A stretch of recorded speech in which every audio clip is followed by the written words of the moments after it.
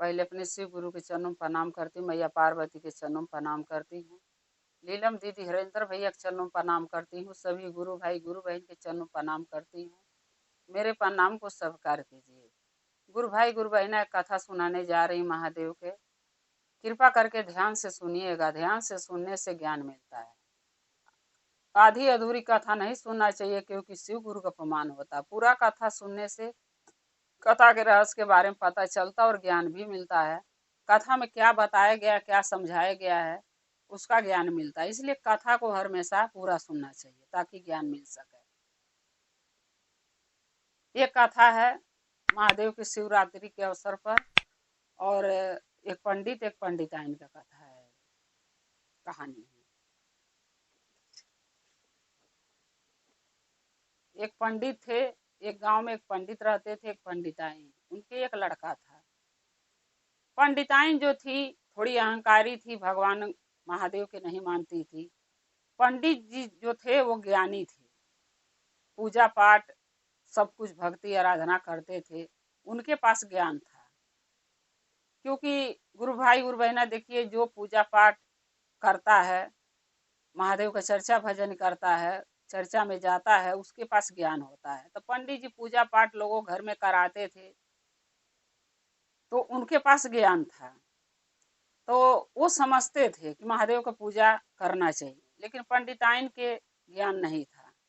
उनके अंदर अहंकार था, वो पूजा पाठ में विश्वास नहीं रखती थी, क्योंकि पंडित पंडिताइन बहुत गरीब थे। पंडिताइन को यही लगता था कि जब हम गरीब हैं, अगर महादेव के इतने महादेव दानी हैं, तो हमें क्यों नहीं धन दौलत दे देते हैं। काहे हमके गरीब बना के रखे हैं कि आज खाते हैं तो कल के सोचना पड़ता है कि हमारे पास कल क्या खाएंगे। अब पंडित बेचारू जो थे, वो अपना पूजा पाठ कभी कहीं, रोज तो पूजा पाठ होता नहीं है गुरु बहना, जब कहीं होता था कोई बुलाता था तो जाते थे। तो जब पूजा पाठ कराते थे तो कुछ दक्षिणा मिलता था, तो उससे उनका काम घर का खुराकी चलता था। कभी नहीं होता था पूजा पाठ, नहीं जाते थे, नहीं कोई बुलाता था, तो खाने पीने का थोड़ी दिक्कत होने लगता था। अब पंडिताइन को इस चीज से दुख होता था। पंडिताइन पंडित को हमेशा कहती थी कि कहीं कमाने धमाने क्यों नहीं जाते हैं, घर में बैठे रहते हैं। तो पंडित जी कहते थे, देखो हमारा जो धर्म है वो हम कर रहे हैं, महादेव का पूजा भक्ति कर रहे हैं, जहाँ कथा वार्ता के लिए कोई बुलाता वहां जाके पूजा पाठ करवाता हूँ। अब रोज नहीं पूजा पाठ कोई करवा रहा, नहीं बुला रहा, तो इसमें मेरी क्या गलती है। पंडिताइन कहती थी कि कहीं जाके नौकरी करो, एक दिन पूजा पाठ कराओगे, थोड़ा सा मिल जाएगा सीधा दक्षिणा, तो उससे थोड़ी ना घर चलेगा। कहीं जाके कमाओ, जब नहीं रोज का पूजा पाठ कहीं कराने को मिल रहा, नहीं अब जा रहे हैं तो घर में बैठ के क्या करेंगे। पंडित जी कहते थे, देखो लालच मत करो, जितना किस्मत में लिखा, जो भाग में लिखा, वो केहू के मानते नहीं है। अगर भाग में लिखा है हम गरीब ही पैदा हुए, गरीब ही जीवन बिताएंगे, गरीब ही मर जाएंगे, तो इसमें केहू कितना कोशिश कोई कर ले, लेकिन जो भाग में लिखा वही मिलेगा। पंडिताइन पंडित को बहुत गुस्से में बोलती थी, बहुत उल्टा सीधा बोलती थी कि तुम तो जंगर चोर हो, तुम कमाना नहीं चाहते हो, तुम बस भाषण देना जानते हो, बतियाने से भाषण देने से घर नहीं चलता है। पंडित जी कहते थे, मेरा जो धर्म है वो मैं कर रहा हूँ, अब ये कहो किसी की जाके मैं नौकरी करूँ तो मैं नहीं कर पाऊंगा, क्योंकि मेरे बस का नहीं है। पंडिताइन बोली, नहीं तुम नौकरी करोगे तो मैं जाके किसी घर में झाड़ू पोछा बर्तन कर लूंगी, ताकि घर परिवार चले। पंडित जी कहते थे, नहीं, अगर तुम किसी घर में झाड़ू पोछा करने गई तो लोग क्या कहेगा। पंडित पंडिताइन का पेट नहीं भर पाता, कमा खिला नहीं पाता है, अपनी बीवी से झाड़ू पोछा लोगों के घर में कराता है, क्योंकि हम पंडित के जाति हैं। लोग कैसे कैसे लोग कहाँ मिलेगा, तुम रहने दो, तुम भी मत जाओ कमाने, जो जो महादेव के दया से जो हम ले आ रहे हैं सुखी रुखी वही खा के गुजारा कर लेंगे। पंडिताइन सोचने लगी कि पंडित जी तो ऐसे ही बतिया के भुलवा दिए। अब बताओ, एक लड़का वो पढ़ रहा लिख रहा है, उसका खर्चा, घर का खर्चा। पंडिताइन क्या करी, सोचने लगी कि जो ले पंडित जी जाएंगे किसी घर में पूजा पाठ कराने, तो ले कोई न कोई बहाने से, तो मैं मंदिर के बहाने चला जाऊंगी, किसी घर में झाड़ू पोछा कर लूंगी, आना ही तो खेत के बहाने निकल जाऊंगी। ऐसे करके निकल जाऊंगी, पंडित जी को पता नहीं चलेगा। पंडिताइन ऐसे ही करने लगी कि पंडित जी से झूठ बोल बोल के कभी कहती थी मैं मंदिर जा रही हूँ, कभी कहती थी मैं खेत जा रही हूँ, कभी कहती किसी घर जा रही हूँ। ऐसे करके वो झाड़ू पोछा किसी के घर में जाके करने लगी। धीरे धीरे बात ये पंडित जी को पता चल गया। पंडित जी सोचने लगे कि पंडिताइन को मैंने मना किया, पंडिताइन मानी नहीं, हमारी बेइज्जती करवा रही है। पंडित जी पंडिताइन से एक दिन बोले कि तुम्हें मना किया था किसी घर में झाड़ू पोछा नहीं करोगी, लेकिन तुम नहीं मानी, तुम जाके करने लगी। लेकिन कभी ये सोची हो, जो लोग हमसे मिल रहे हैं वो कहते हैं तुम्हारी बीवी तो मेरे घर में झाड़ू पोछा करती है, मेरी क्या इज्जत रह जा रही है। पंडिताइन बोली कि आप इज्जत के पड़ी है, किसी कोई हमारे घर में खर्चा चला देता है, हम नहीं कमाऊंगी तो। अब इसी दो यही बात में काम के लेके दोनों मियाँ बीवी में तू मैं हो रहा था। तू मैं हो रहा था। तोले महादेव पार्वती कैलाश पर बैठे थे, तो उन्होंने सोचा कि चलें देखें क्या बात है। जब महादेव आए एक साधु को भेष बदल के भिक्षा मांगने, तो पंडिताइन के घर आए, तो पंडिताइन से बोले कि अरे देवी कुछ भिक्षा दे दोगे, बाबा को भिक्षा चाहिए, दे दो हमें कुछ। पंडिताइन गुस्से में बोली पंडित जी से मांग लीजिए, कमाना धमाना इनको है नहीं, घर में खाने को नहीं है, तो मैं आपको भिक्षा कहाँ से दूं। महादेव सोचने लगे कि पंडिताइन तो पूजा पाठ करती नहीं, इसको ज्ञान कहाँ से रहेगा। क्योंकि पूजा पाठ करने से ज्ञान मिलता है, अगर पंडिताइन के पास ज्ञान होता तो हमें ऐसे नहीं बोलती। जरूर नहीं ढेर तो एक मुट्ठी अनाज दे देती, चाहे 2 4 5 रुपये दे देती, कुछ तो देती। लेकिन पंडिताइन गुस्से में बहुत लग रही है। तो ऐसा इस घर में जो है महादेव सोचने लगे कि इस घर में एक महादेव की शिष्या आना चाहिए, कि पंडित जी अपने बेटे की शादी करते, एक शिष्या हमारी आ जाती तो इस घर का सुधार हो जाता, सबको बुद्धि ज्ञान हो जाता। तब बूढ़े बाबा बोले कि काहे बच्चे तुम दोनों क्यों लड़ रहे हो, क्या बात है। तब पंडिताइन करी बाबा आप भिक्षा मांगने आए, घर में हमारे कुछ है नहीं, मैं दूं कहाँ से। पंडित जी कमाना नहीं चाहते हैं, अब मैं किसी घर में झाड़ू पोछा करके कमा रही, इनको देखा नहीं जाता है, इसीलिए लड़ रहे हैं। तो बूढ़े बाबा बोले कि देखो बच्चा तुम दोनों लड़ो मत, इसका एक ही उपाय है कि अपने बेटे की शादी कर दो, क्योंकि लड़का सियान हो गया है। अब उसकी शादी कर दोगी तो घर में बहू आ जाएगी, दुख और बना के खिलाएगी और घर का देखभाल करेगी। क्योंकि महादेव तो ये सोचते थे शिष्या हमारी आ जाएगी तो घर का सुधार हो जाएगा, पंडिताइन को बुद्धि ज्ञान हो जाएगा। पंडिताइन के मन में लालच आया कि बाबा सही कह रहे हैं, अगर मान लो बेटे की शादी कर दूंगी, दहेज मिलेगा, उससे अपना हमारा घर का गुजारा होता रहेगा। आज जब बहू जाएगी नैहर तो कुछ न कुछ तो ले ही आएगी अपने माँ बाप से मांग के, तो इस वजह से हमें दिक्कत नहीं होगी। अब देखिए बुद्धि का कमी, किसी के देने से गुरु बहिना धन नहीं होता, चाहे दहेज हो चाहे बहू अपने मैके से लाए। अरे जो खुशी से दे दिया सो दे दिया, मांगने से नहीं मिलता है, अब मांगने से कोई इज्जत भी नहीं रहती है। अब पंडिताइन शादी के लिए लड़का तैयार हो गई, पंडित जी भी तैयार हो गए। पंडित जी भी चाहते थे कोई भक्त हमारे घर में आए, कोई महादेव की शिष्य आए, ताकि हमारी पत्नी को बुद्धि ज्ञान मिले। अब शादी तय हो गई। एक लड़की थी, एक किसान की, पंडित थे वो भी गरीब थे। उस पंडित की जो लड़की थी वो महादेव की भक्त थी, शिष्या थी, बचपन से पूजा पाठ करती थी, महादेव का चर्चा भजन में जाती थी। उसी लड़की से पंडित जी के लड़के की शादी तय हो गई। पंडिताइन तो इस उम्मीद में थी कि आएगी तो खूब सारा दहेज लाएगी, लेकिन वो भी गरीब घर की थी, तो दहेज कहाँ से लाए, नहीं ले आ पाई, नहीं ले आ पाई। अब जब शादी लड़की करके इनके घर में पंडित जी के आई, तो पंडिताइन जो थी उस लड़की को ताना मारने लगती थी कि क्योंकि पंडिताइन इस शादी से खुश नहीं थी, बहू दहेज नहीं लाई थी, इस नाते पंडिताइन उससे नफरत करती थी, बहू से न उससे ढंग से बोलती थी, न उससे ढंग से बातें करती थी, न अपना कोई बात उससे कहती थी, कुछ भी नहीं। और वो जो पूजा पाठ करने बैठती थी तो इससे भी पंडिताइन को परेशानी होता था। पंडिताइन कहती थी कि नहीं पता ये सुबह शाम क्या बरबराती है, पूजा पाठ करती है, और कैसी बहू आ गई, न दहेज लाई न कुछ लाई, कंगाले घर की आ गई, और ऊपर से पूजा पाठ में लगी रहती है, घर के काम में ध्यान नहीं देती, थी, जो कि घर का सारे काम बहू करती थी। पंडित का झाड़ू पोछा बर्तन कपड़ा लत्ता सब कुछ करती थी, खाना पीना बनाओ खिलाओ सब काम करती थी। फिर भी पंडिताइन को पूजा पाठ से नफरत था, क्योंकि वो खुद नहीं करती थी तो बहू के भी नहीं करने देना चाहती थी।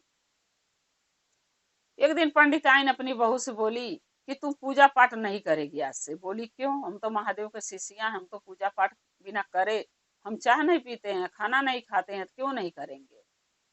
पंडिताइन बोलने लगी तुम पूजा पाठ नहीं करोगी, जब मैं नहीं करती तू क्यों करेगी? तो बहू बोली कि अम्मा ऐसी, माँ जी ऐसी कोई बात नहीं है, आप नहीं करती आपकी मर्जी, लेकिन मेरा मन नहीं मानता बिना पूजा पाठ से, तो मैं कैसे छोड़ दूँ? बचपन से करी आई हूँ तो अब मेरे से नहीं छूटेगा। बोली नहीं छूटेगा, छोड़ना पड़ेगा। इतना तू मैं हो गया। उसके बाद क्या हुआ कि बिहना भैले शिवरात्रि के महादेव के व्रत करना था, लेकिन जो पंडिताइन की बहू थी वो व्रत तो कर ली। सोचने लगी कब देखो मंदिर जाने के मिलता है कि नहीं, व्रत तो कर ली। रात में अपने पति से बोली कि मेरे को बेल पत्र भांग धतूर ले देना। तो उसका पति बोला क्या करेगी? बोली पूजा करूंगी। बोली माँ, बोला माँ मना करती तू क्यों नहीं मानती? बोली कि शिवरात्रि की व्रत देखिए बहुत साल में एक बार आता है, और ये व्रत करने से घर में सुख शांति बनी रहती है, पति की उम्र लंबी होती है, महादेव का दया उस घर पे बना रहता है जिस घर में शिवरात्रि के व्रत लोग करता है, तो हमें करने दीजिए। अब आदमी भी उसका बोला कि चल भाई जेरा तेरा मन जो करे उसको कर। बेलपत्र मांगी, बेलपत्र नहीं ले आके दिया, क्योंकि अपनी माँ से जाके बोला पंडिताइन से, पंडिताइन ने मना कर दी कि कुछ नहीं ले आके देगा। जब उसको मना कर रही हूँ कि महादेव का पूजा पाठ नहीं करेगी, लेकिन वो मान नहीं रही है, कर रही है, तो कुछ नहीं ले आके देंगे ना मंदिर जाने देंगे। लड़का भी अपने काम पर चल गया। पंडित बोल के पंडिताइन से गए कि 2 दिन के लिए मैं जजमानी में जा रहा हूँ, 2-3 दिन में आऊंगा, घर का ध्यान रखना। पंडिताइन बोली ठीक है। चले गए पंडित जी। अब ये लड़की जो पंडिताइन की बहू थी, ये मंदिर जाने को पूछी तो पंडिताइन ने मना कर दी। पंडिताइन ने क्या करी, घर में बहू के बन गई के ताला मार दी।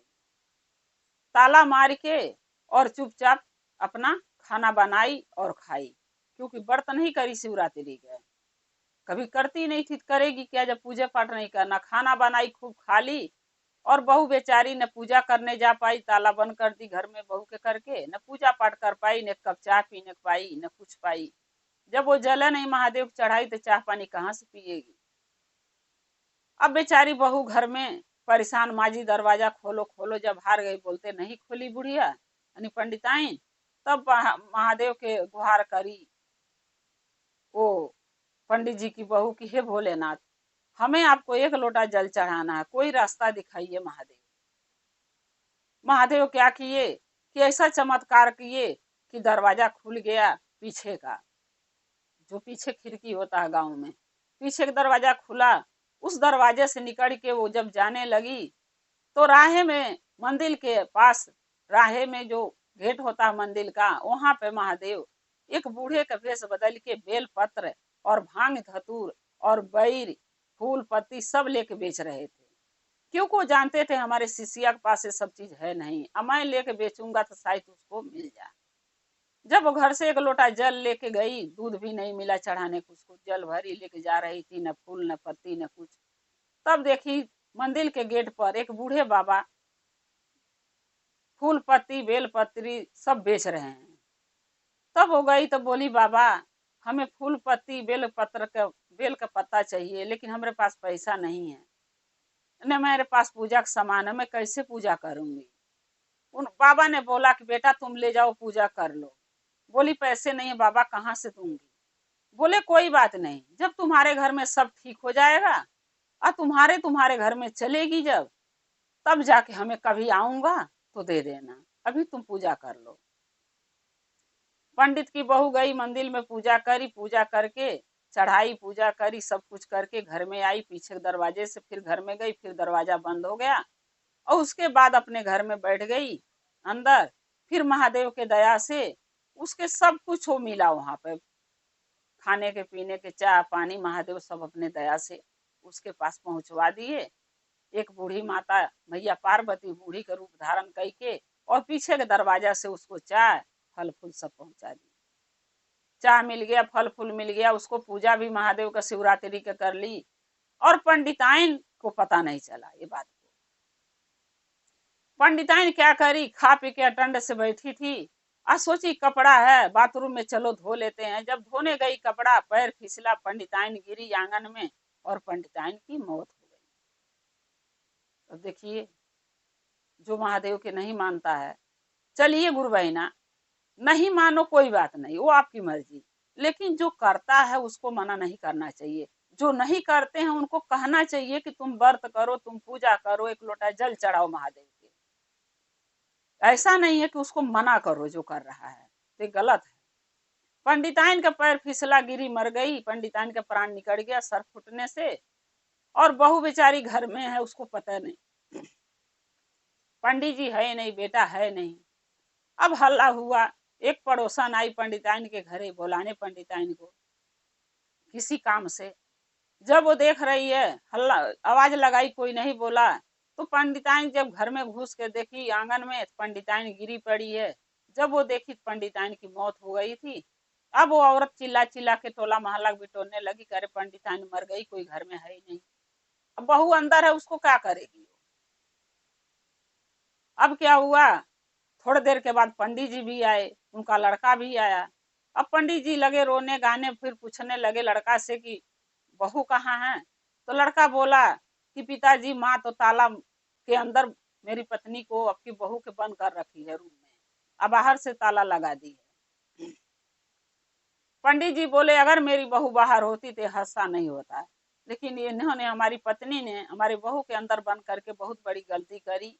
अब उसके कारण ये दुर्घटना हो गया, क्योंकि वो रोक टोक लगाती थी पूजा पाठ में। अब महादेव जाना कि कैसे हुआ, क्यों हुआ, लेकिन हमारी बहू होती तो मुझे पूरा विश्वास है ये दुर्घटना नहीं होता। लड़का से बोले पंडित जी की बहू का ताला कमरे का खोल, अब बहू के बाहर निकाल।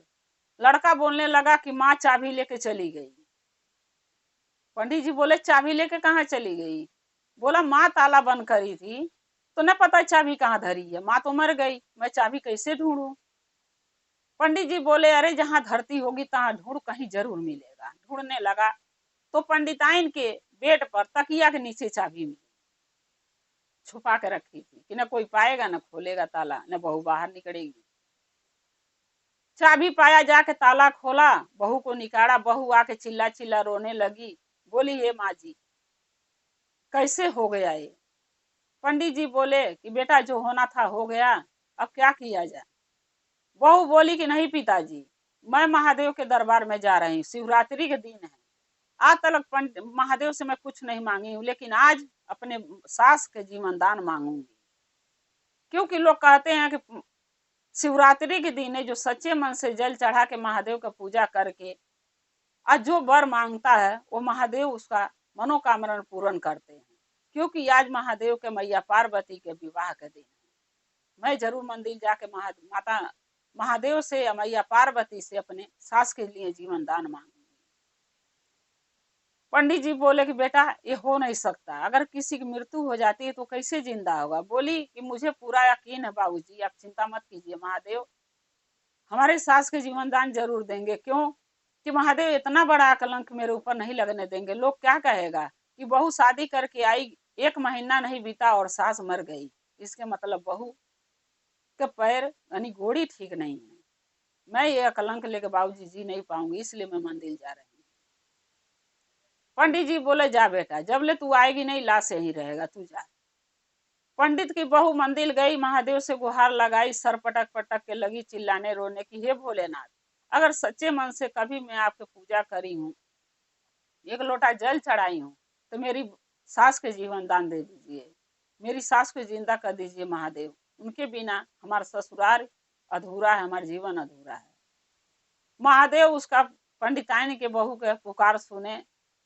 महादेव वहां दर्शन दिए मंदिर में, शिवरात्रि के दिन है उसको। बोले जा यहाँ से एक शिवलिंग से जल रोक के लेके जा, अपनी सास के ऊपर छिड़क देना, तेरी सास जिंदा हो जाएगी। लेकिन हाँ एक बात ध्यान रखना कि अगर उसको बुद्धि ज्ञान हो जाएगा तो अच्छी बात है, नहीं तो उसको अच्छे राह पर चलने के लिए तू समझाएगी। कि पूजा पाठ भक्ति जीवन में करना बहुत जरूरी है। कोई कर रहा तो उसको रोकना नहीं चाहिए। जो तेरे साथ तेरी सास करी है उसको दोबारा ना करे। पंडिताइन की बहू बोली, नहीं बाबा, ऐसा कुछ नहीं होगा भोलेनाथ, मैं अपनी सास को जरूर ये बात के लिए समझाऊंगी। महादेव बोले ठीक है। महादेव दर्शन दे के अंदर ध्यान हो गए, कैलाश को चले गए। वो शिवलिंग का जल रोपी लेके गई और अपनी सास के ऊपर छिड़क दिया। एक बूंद जल उसके मुंह में डाल दी। उसकी सास उठ के बैठ गई, ठीक हो गई। प्राण उसके वापिस उसके शरीर में पड़ गया। जब सास जिंदा हो गई तब बहू से माफी लगी मांगने की, बहू मुझसे बहुत बड़ा गलती हो गया कि मैं तुम्हें कमरे के अंदर ताला के अंदर बंद कर दी, और देखो उसका परिणाम कि महादेव हमारे करने की सजाई दे दिए। दोबारा इससे गलती नहीं करूंगी, मुझे माफ कर दो। बहू ने बोली कि देखिए माँ जी, सास का हाथ बहू के आशीर्वाद देने के लिए उठना चाहिए, उसके सर पर होना चाहिए ताकि बहू के आशीर्वाद मिल सके, ना कि सास का हाथ बहू के आगे माफी मांगने के लिए उठना चाहिए। जो होना था माँ जी वो हो गया, लेकिन हम यही कहूंगी कि आज से, अभी से आप प्रण कर लीजिए कि महादेव का चर्चा भजन करेंगे, महादेव का शिष्य और शिष्य आप लोग बनेंगे, और आप भी खुद पूजा पाठ करेंगी, मैं भी करूंगी। किसी को आप पूजा करने से रोकेंगी नहीं, क्योंकि ये महादेव की दया से आपके जीवन दान मिला है। सास ने बोली ठीक कही रही है बहू तुम, आज से मैं महादेव का पूजा पाठ करूंगी, भक्ति करूंगी, और चर्चा भजन में जाऊंगी, और महादेव के नाव का घोषणा कराऊंगी अपने नाव का, और महादेव का चर्चा भजन करूंगी, शिष्या बनूंगी। तब बहू बोलती है कि माँ जी, आज शिवरात्रि है, 2 घंटे 3 घंटे की चर्चा आज हम अपने घर में करवाना चाहते हैं, और उसी में आप नाम का घोषणा करा लीजिए। बाबूजी का नाम का घोषणा पर हमारे पति हो जाएगा, आपका हो जाएगा। बोली ठीक है। खूब बढ़िया से चर्चा भजन के आयोजन करी सब घर पे। पंडिताइन की बहू, चर्चा भजन हुआ, अपने सास का नाम का घोषणा करवा दी, पति का करा दी, ससुर का करा दी, सब महादेव का शिष्य शिष्या बन गए। आराम से चर्चा भजन हुआ, और महादेव के आशीर्वाद उस घर पर सदा के लिए बन गया कि महादेव खुश होकर उनको आशीर्वाद दे दिए कि सदा तुम्हारा घर में सुख संपत्ति। और जो गरीबी था, जिसके कारण से 2 टाइम का भोजन नहीं मिलता था, महादेव के दया से वो सब कुछ उसको मिल गया। पंडिताइन को वो बहू के चलते कि धन दौलत रुपया पैसा महादेव सब कुछ वो दे दिए कि उनका गरीबी, उनका दुख दूर हो गया। महादेव की दया परम्पार है गुरु बहिना। जिसके ऊपर भोलेनाथ खुश हो जाए उसके धन संपत्ति से घर भर जाता है। जैसे पंडिताइन का महादेव घर परिवार दुख संकट सब दूर कर दिए, पंडिताइन के जीवन दान दे दिए, धन दौलत मिल गई, महादेव हर वो सुख दे दिए जो उनको चाहिए। वैसे महादेव भोलेनाथ सब पर दया कृपा बरसाएं, सबके सुख संपत्ति दें, सबके खुशहाल रखें। और जीवन में हम लोगों के क्या है गुरु बहिना, चर्चा भजन ऐसे ही करते रहें, ऐसे ही जीवन महादेव के चरणों में लगाए रहें। गुरु बहिना, अगर मेरा ये कथा अच्छा लगा तो कमेंट में लिख के जरूर भेजिएगा। चैनल को सब्सक्राइब कर लीजिएगा। जो भी मैं चर्चा भजन अपने चैनल पर वीडियो में डालती हूँ आप तक पहुँचता रहे। आप हमारे भजन को, चर्चा को ऐसे ही देखते रहें, अपना प्यार अपना दुलार देते रहें। हम और आप शिव परिवार से ऐसे ही जुड़े रहें। हर हर महादेव, घर घर महादेव। महादेव की दया और कृपा सभी भक्तों पर सदा बना रहे। शिव गुरु सदा आप लोग के साथ रहे। जय शिव गुरु महादेव। एक गाँव में एक गरीब परिवार रहता था, किसान रहते थे। उनके एक लड़का था, उस लड़के का नाम रामू था। रामू रामू यानी राम के नाव पर राम नाव धर दिए, रामू रामू। रामू रामू करके बुलाते थे। किसान बेचारा थोड़ी खेती गृहस्थी थी, अपना करते थे, उसी में गुजारा करते थे। उनकी पत्नी जो थी अपना घर गृहस्थी, घर का संभालती थी। जैसे जैसे उनका बेटा बड़ा हुआ किसान के रामू, धीरे धीरे जब बड़ा होने लगा, बच्चों के साथ खेलने जाने लगा, तो जहाँ वो पार्क में खेलने जाता था वहीं महादेव के एक मंदिर था। उस महादेव के मंदिर में जो भी पर प्रसाद चढ़ता था, वो बच्चा उस प्रसाद को जाके लेके खा लेता था। क्योंकि उसका महादेव से इतना प्रेम, इतना उससे मन लग गया था कि लोग सब बच्चे खेलते थे और वो महादेव के मंदिर और टुकुर टुकुर ताकता रहता था। एक दिन क्या हुआ कि कुछ गुरबहिना थी जो मंदिर गई थी पूजा करने। अब पूजा करके जैसे चली गई वैसे वो बच्चा बीन के जो भी प्रसाद चढ़ा था खाने लगा। उसमें से एक गुरबहिना की नजर उस बच्चे पर पड़ा तो कह रही हैं कि देखो ना, इसकी माँ खाना नहीं देती है, तभी तो बच्चा मंदिर में जाके बैर और सामान बीन के फल फलहार खा रहा है प्रसाद।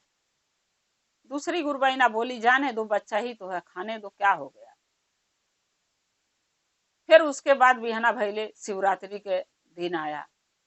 शिवरात्रि के दिन जब वो गया बच्चा खेलने पार्क में, फिर मंदिर ओर ताकने लगा तो क्या देख रहा है कि आज बहुत ज्यादा प्रसाद शिवरात्रि दिन चढ़ रहा, फल फूल बैर प्रसाद सब कुछ चढ़ रहा है। सोचने लगा आज तो बहुत ज्यादा प्रसाद मिलेगा खाने को। लड़का खुश हो गया। खुश होके जब देख रहा सब कोई चढ़ा रहा है, आज चढ़ा चढ़ा के जैसे लोग किनारे करके उठा के धरते थे, वो क्या करता था उसी में से प्रसाद बीन बीन के खाता था। अब फिर सारे भक्त लोग देखने लगे कि लड़का बिन बिन के खा रहा। फिर वो सब गुरबहिना दोनों तीनों आई पूजा करने, देखी उसको खाते हुए प्रसाद जहाँ अलग धर रहा है लोग उठा के वहां से बिन के खा रहा, बेलपत्र हटा हटा के। तब वो दोनों तीनों कहने लगी कि इसकी माँ सच में खाना नहीं देती है, लड़का भूखा रह जाता है तभी तो आके यहाँ प्रसाद खाता महादेव के दरबार में। आज इसकी माँ से चल के शिकायत करेंगे, क्यों नहीं बच्चे को भरपेट खाना देती है। लेकिन गुरबहिना देखिए, हम हो चाहे आप, अगर कोई बच्चा मंदिर जाके प्रसाद खा रहा है तो खाने देना चाहिए, क्योंकि बाबा का प्रसाद है। बड़े भी खाते हैं, छोटे भी खाते हैं, बच्चे भी खाते हैं। उसमें ऐसा हो ही नहीं सकता कि कोई माँ अपने बेटे के भोजन ना दे, कोई माँ अपने बच्चों को खाना ना दे, ऐसा नहीं हो सकता है।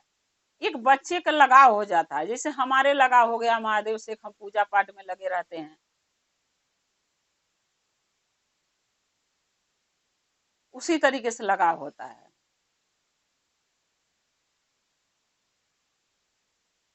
तो ये गरीब किसान की जो कहानी है ध्यान से सुनिएगा। अब वो क्या करता था, बच्चा जो था वो बीन के खाता था। अब ये लोग जो है गुरबहिना लोग उनके घर में ओरहन लेके चली गई उसके माँ के पास, जाके बोलने लगी कि देखो ना, तुम्हारा बच्चा मंदिर में जाता है और सब बच्चे खेलते हैं और ये प्रसाद में ध्यान लगा के रखता है, जब इसी लोग चढ़ा के जाता है वैसे बिन बिन के खाता है। तो वो जो गरीब किसान की पत्नी थी वो बोलने लगी कि देखिए, कोई बात नहीं, बच्चा ही तो है, अगर खा रहा तो क्या हो गया।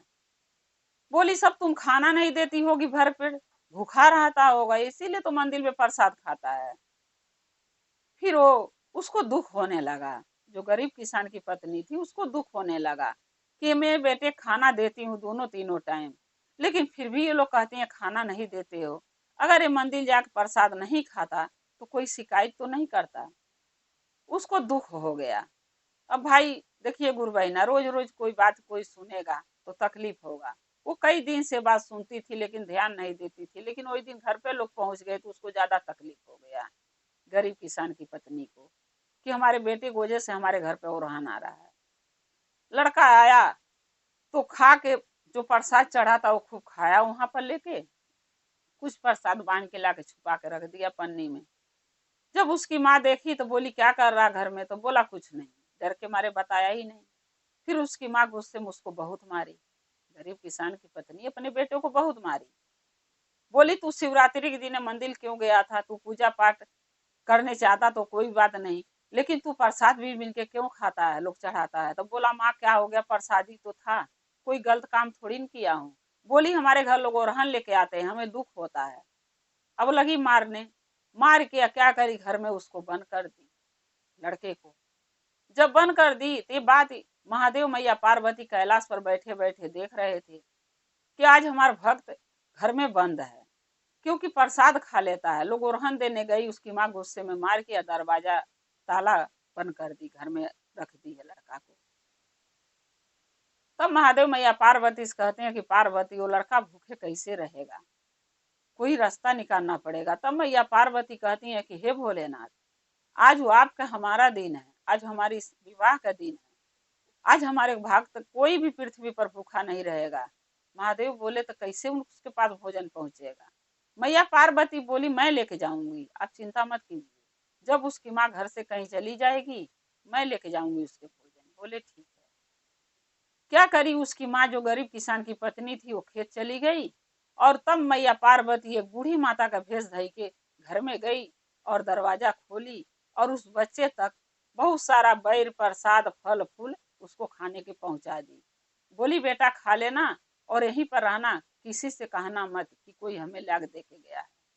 अब ऐसे करके मैया पार्वती रोज उस बच्चे तक शिवलिंग पर चढ़ा हुआ प्रसाद उठा के उसके घर तक, उसके बच्चे तक पहुंचाती थी और रोज दिन बच्चा वो खाता था। ऐसे करते करते एक हफ्ता बीत गया, लेकिन उसके माँ बाप के, गरीब किसान के, उसकी पत्नी को ये बात को पता नहीं चला। 8 दिन बीत गया। जब भी उसकी माँ 8 दिन के अंदर खाना लेके घर में जाती थी, वो बच्चा खाना नहीं खाता था, क्योंकि उसको फल फूल से पेट भर जाता था, तो भोजन नहीं करता था।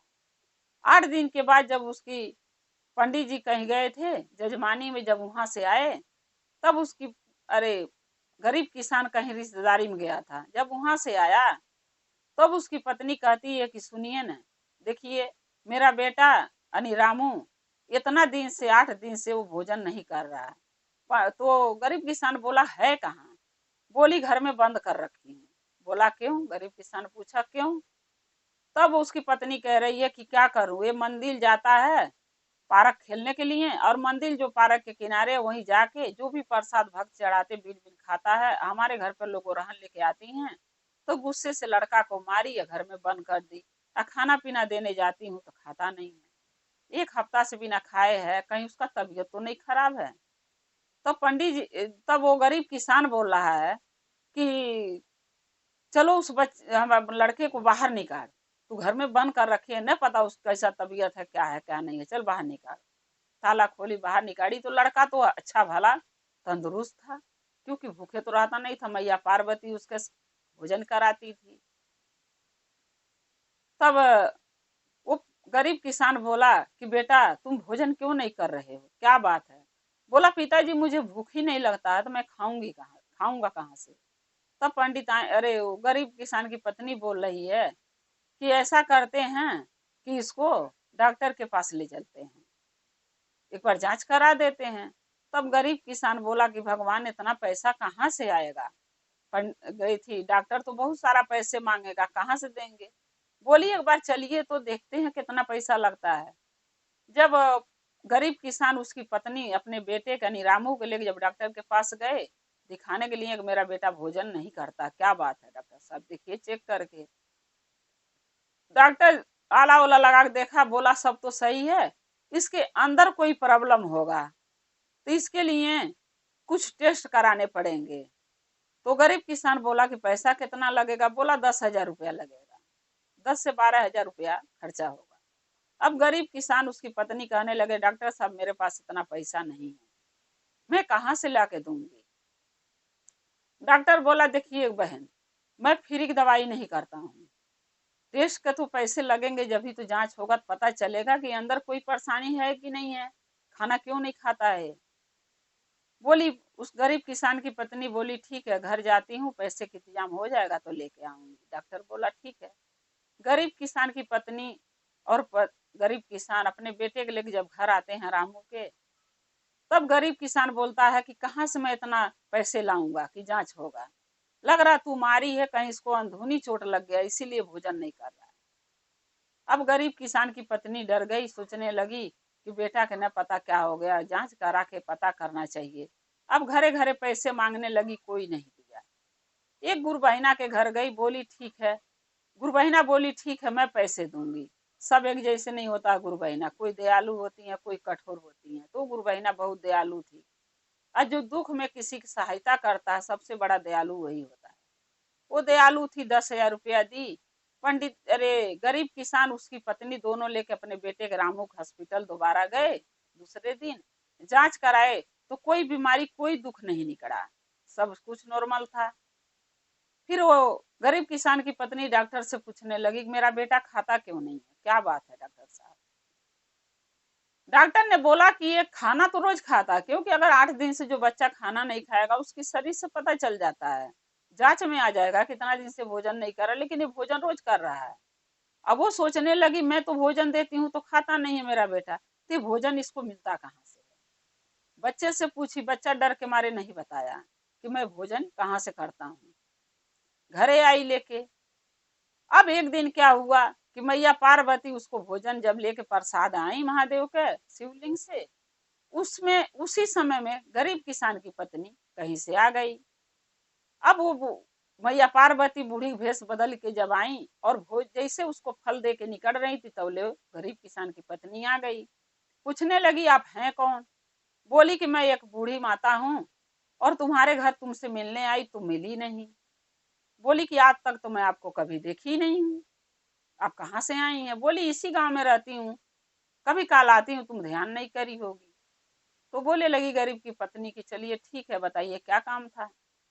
बोली कि तुम्हारा बेटा नहीं दिख रहा है। तब वो कह रही है कि मेरा बेटा घर ही में तो रहता है, घर ही में होगा कहीं। बोली कि हाँ घर में क्यों रखते हो, बाहर क्यों नहीं जाने देते हो? मैया पार्वती बोली बाहर क्यों नहीं जाने देते हो? बोली क्या जाने दूं माता जी, देखिए न बाहर जाता है, शिवलिंग पर से प्रसाद उठा के मंदिर से खाता है, और सब लोग हमारे घर ओरहन लेके आती हैं, उल्टा सीधा बोलने लगती हैं। अब मुझे गुस्सा लगता है तो एक दिन बना के लड़का के मार दिया, उसी दिन से खाना भी नहीं खाता है। जांच कराई, 10,000 रुपया कर्जा हो गया है, कहाँ से भरूंगी? और जांच में कुछ आया भी नहीं, सब नॉर्मल आया है। तब मैया पार्वती यानी बूढ़ी माता कहती हैं कि तुम्हारे मन का वहम है कि इसको भोजन नहीं मिलता है, इसको भोजन मिलता है तभी तो ये सही से है। तब वो कहती है गरीब किसान की पत्नी कि इसको भोजन आता कहाँ से, देता कौन? तब मैया पार्वती बोली बच्चे से पूछो। बच्चे से पूछने गई तो मना कर रहा था, बता नहीं रहा था। मैया पार्वती इशारा करी कि बेटा बता दो, जो होगा मैं देख लूंगी। तब वो लड़का बोला कि माँ एक बूढ़ी माता मुझे प्रसाद, यही बूढ़ी माता है जो मेरे पास महादेव का शिवलिंग का चढ़ा हुआ प्रसाद लेके रोज दिन आती हैं, और वही प्रसाद मैं खा के रहता हूँ, इसलिए भूख नहीं लगता है। तब गरीब किसान की पत्नी बोली कि हे माता आप हैं कौन? आप पहली बार मुझे दिखी भी हैं, आप अपना परिचय नहीं दे रही हैं, आप हैं कौन, अपना परिचय दीजिए। तब मैया पार्वती कहती हैं कि अगर हमारा परिचय चाहती हो तो पहले मेरी बात को मानना पड़ेगा।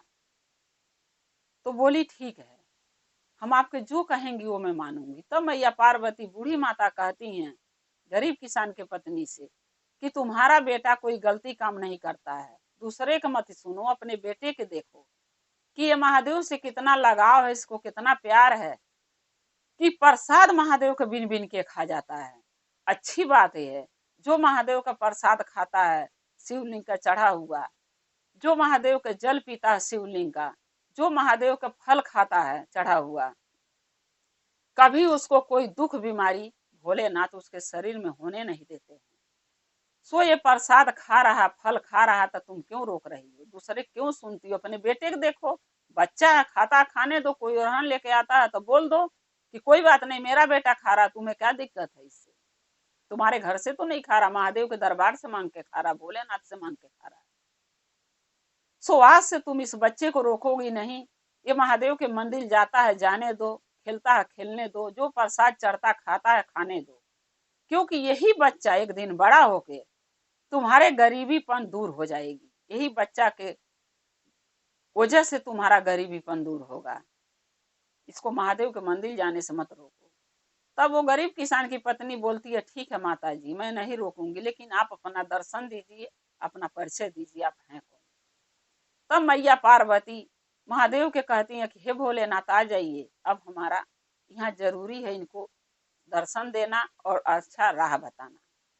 महादेव कैलाश से आते हैं, मैया पार्वती महादेव अपने असली रूप में आके पंडिताइन को, पंडित को और उनके बेटे को दर्शन देते हैं। आज समझाते हैं महादेव कि जो बच्चा मंदिर पर जाता है, पर प्रसाद खाता, उसको रोकना नहीं चाहिए, टोकना नहीं चाहिए। महादेव के भक्ति में इसका मन लगता, पूजा पाठ में चाहे कुछ में, तो इसको करने दो। यही बच्चा एक दिन बड़ा होके तुम्हारा दुख तकलीफ दूर करेगा। गरीब किसान उसकी पत्नी कहते हैं ठीक है, आगे से मैं बच्चे को नहीं रोकूंगी, जो जहां जाना है जाए, जो करना है करे, पूजा करना पूजा करे, आपके दरबार में सेवा करना है सेवा करे, आपका फल फूल खाना चढ़ा हुआ खा, नहीं रोकूंगी। अब हम भी महादेव के मंदिर रोज जाऊंगी। गरीब किसान उसकी पत्नी बोलते हैं मैं भी महादेव के आपके मंदिर रोज जाऊंगी, सेवा करूंगी, पूजा पाठ करूंगी।